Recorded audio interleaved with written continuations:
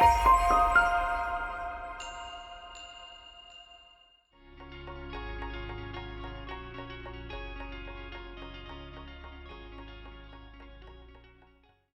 members of my family, my husband is Dean. I have an older daughter who is 25, her name is Jessie, and a son that's 22.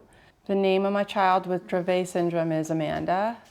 She is 17 years old. Amanda's first seizure, I was taking my son to the bus stop and she was in the back seat, and I immediately, she started seizing. So my oldest daughter had seizures, so I kind of knew what it was. She was 4.5 months old, and I called the 911, and we were taken to the hospital, and it was 45 minutes later, and they still couldn't get the seizure to stop, and finally it did stop, and then we were transferred to Westchester Medical Center for more tests to find out why, because at that point they had no idea why. Amanda was diagnosed about 2 years old. We had gone through lots of different medicines, and finally our doctor told us that he couldn't handle her anymore, and he referred us to go to a different hospital. So we went to Montefiore to see a different doctor, and she knew. We were there for a week, and she's like, I think it's a syndrome called Dravet syndrome. We're gonna take a blood test, you'll find out. We were there in June. She said we will find out by August. And of course, me being the optimist, I'm like relieved because we knew what it was. I'm like, we finally had an answer. I mean, it wasn't that long, considering other people had longer journeys, but I was excited. But back then I didn't have a smartphone, and I couldn't look it up. My husband went home and he was like, you're not gonna be happy about this. So that's basically and then we found out August that she definitely had it.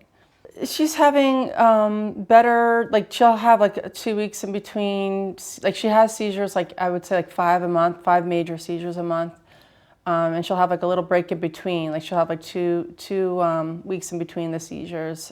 Cognitively, she's kind of stagnated a little bit since she was 6 years old. She kind of stopped slowing down with her development. She was pretty much doing what she should be doing at that age, but now she's doing well. I mean, she's doing well considering a lot of the other kids have a lot more challenges. But it's just a struggle every day. She's a happy girl, so in that aspect, at least we're lucky that way. She's very, generally happy. What Amanda likes to do, she likes to go horseback riding.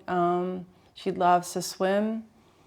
Because we just moved into a house that has a pool, so we'll go in there. Of course, we have this major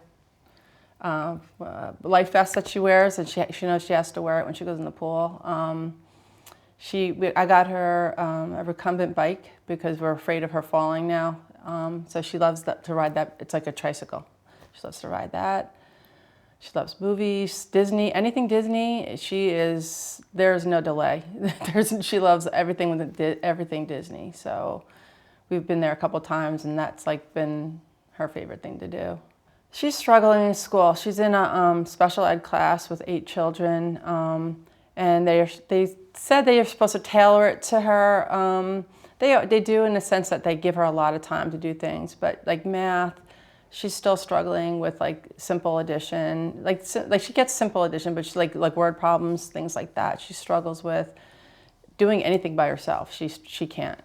During the pandemic, we were teacher. Mom and Dad were teacher. We had to redirect her a lot with her classes and her homework. If you ask her if she has homework, no.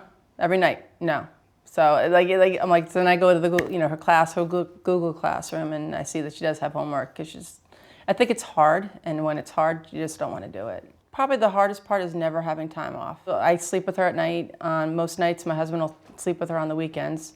He wants to do more, but she won't let him because Mom is it. And just probably not being able to get away as much as we would like to.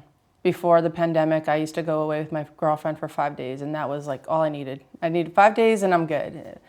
But and then having help with family, we don't have any family nearby anymore. My mom passed away 2 years ago, and she lived with us, so that having that help was good. But it's just hard because it's 24/7. You're always on. even when you're not with them. So that's probably the hardest thing.